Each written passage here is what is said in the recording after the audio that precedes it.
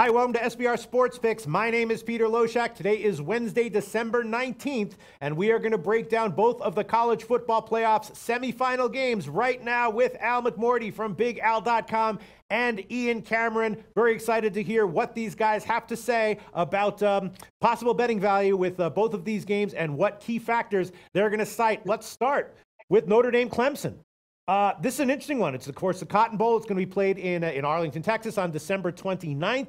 Clemson's obviously an awesome friggin' team, right? Let's just leave it at that. But they're not without their holes, right? They're not without their weaknesses. Their secondary looked kind of porous at times this year. And as far as the offensive and defensive matchups here, I think Notre Dame may have a little bit of an advantage here that other teams might not have had. Clemson is very reliant on big plays for their offensive excellence, and Notre Dame is one of the best teams in the country at preventing big plays.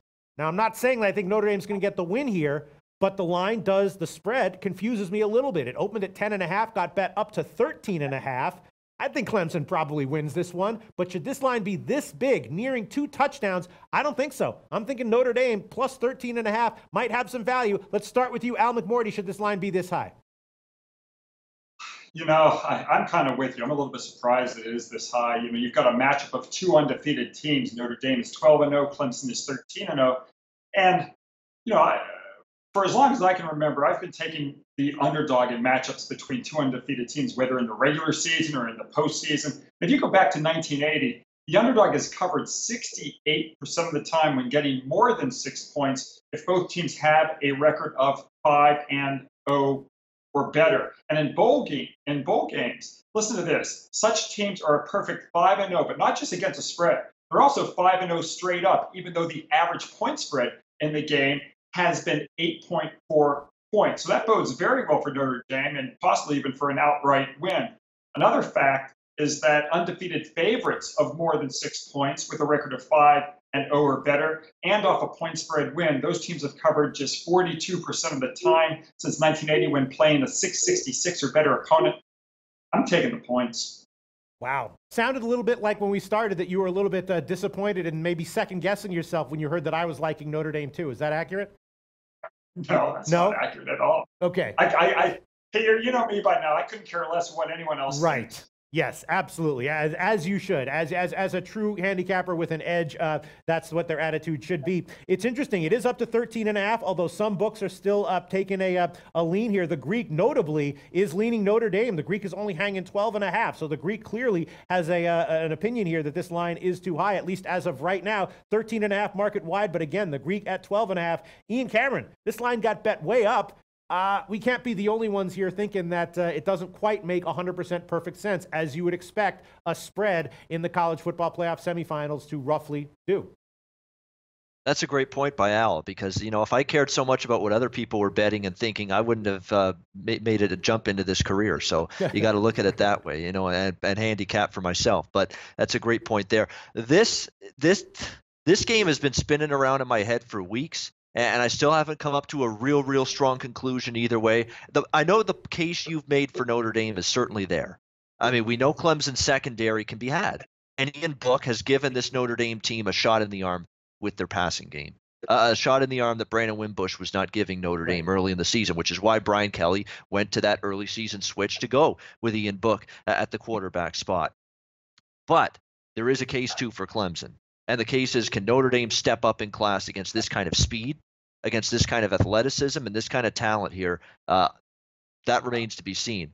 Because the last time we've seen Notre Dame in this kind of big-time pressure cooker, you know, in a national championship, semifinal type setting, they were basically run off the field and looked like a second-rate team against Alabama years ago. Now, this is a different Notre Dame team, but those concerns I still have for them going into this game. Will they be able to move the ball through the air? They're going to have to, because it's very hard to run on this Clemson team. It's going to be incumbent upon Ian Book to have a big game throwing the football here in this game. But I'm still going back to the fact that Notre Dame has not really faced this level of recruit, athlete, talent, position for position at any point this season since maybe Michigan in their very first game, and they didn't react to it well years ago when they got steamrolled by Bama. So to me, it's a real tough game. I mean, it is because I'd lean Clemson. If you were to ask me right now, I'd lean Clemson, but I do think it's a few too many points. Their secondary does bother me against Ian Book enough to keep that as a lean. I will make one official play on this game, though, and that's the over, because I do think Notre Dame can move the ball here in this game a little bit. I think Clemson's going to move the ball very easily against Notre Dame. I really do, because this Notre Dame defense, we've seen them struggle at times against some of the more prolific, explosive offenses, balanced offenses. You know, Virginia Tech put points on them. Wake Forest put points on them. Clemson's got a real balanced offense. Trevor Lawrence is making Dabo Swinney look smart for going with him at quarterback. The run game with Travis Etienne is big. They can run it. They can throw it. I think Notre Dame going to struggle. Very tough from a side perspective, but I think I'll go ahead and bet this one over 55. You don't think we're obviously going to see two of the best running backs in the country involved in this game? You don't think that Notre Dame's going to employ a game plan of trying to slow the game down and limit possessions as much as possible to steal a win, and maybe the under might be worth a shot? And actually, that was the game plan for most of the teams, for the teams that Clemson played when they were this range of a favorite. They were a 17.5 point favorite against BC. That game went under. They were a 12-point favorite against Texas A&M. That game went over, but the total was 50.5. It still went under the total for this game at 55. You don't think that we're going to see a game plan from Notre Dame to try to shorten the game and limit possessions?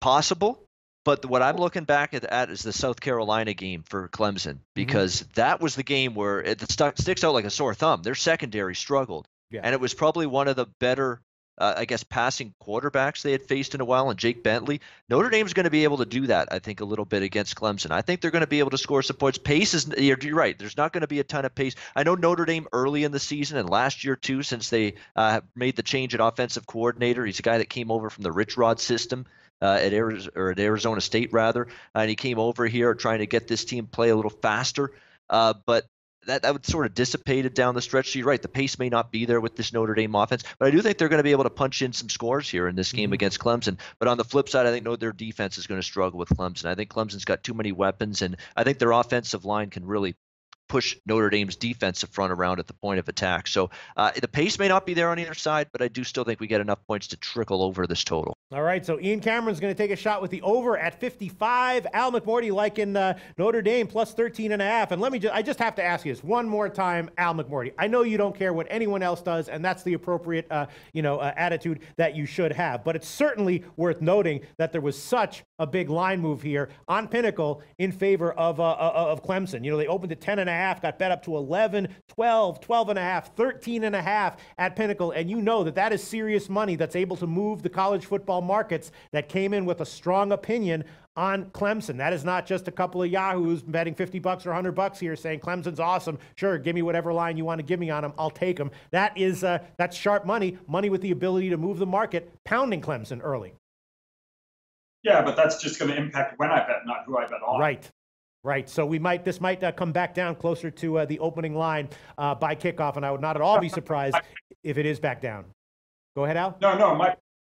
My point, Peter, is when I see money coming on the other side, then I'm going to wait and I'm going to try to get 14. That's my point. Right. I mean, it's not going to impact who I take. Right.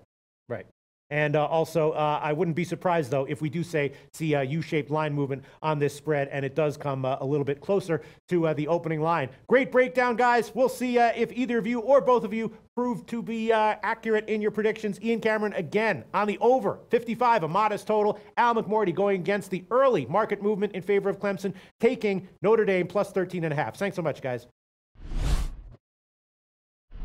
Hey guys, thanks for tuning in to our channel. Now, we've put a lot of work into producing all these free videos, so please help us out and keep all our content free for you forever by simply liking, sharing, commenting, and subscribing. Now, not to mention, a visit to our industry-leading website will warm the hearts of all our SBR employees, especially myself. Now, the links are over there to the left, so do check those out. Thanks for watching.